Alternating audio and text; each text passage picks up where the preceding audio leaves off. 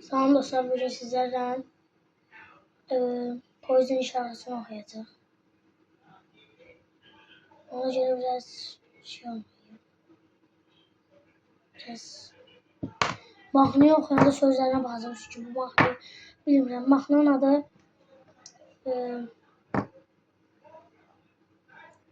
çünkü mahnıyı çok da bilmiyorum.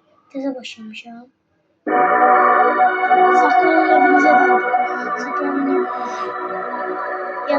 yazın gitmiş. Tez ona.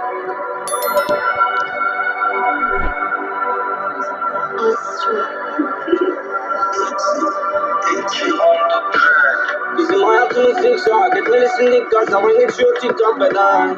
Acı çekiyorum imdat, şeytanla kontak ödedim ufak miktar bedel.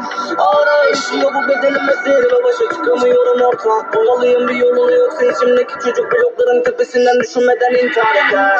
Size yenilmedim henüz ama geleceğim inipleri hala benim ellerimde. Çok uğraştım bunu, gerçekten düşemem bu saatten sonra da o pisliklerin ellerimle. Rastlamadım üzerime, görmek istemedim üzerine. Artık her şey için çok geç mi? İnanmadım hiçbir zaman hiçbirinin sözlerine. Saklanın evinize.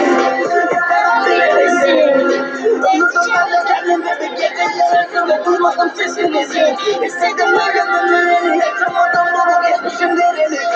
Umutlayıp bozulamadı ağrılarını, yüreğime birisi. Gerçekten yanıldım ben, seninle değildi ve yıllara masalla kaldı dolu küllükler. İstemem artık ayrıldım bir dert. Karışma bari çekiliyorum der. Düştüm tek düşmedi miyimdir der. Ben de yanıldım senin yüzünden de, koca bir dert kaldırdım üzerimden.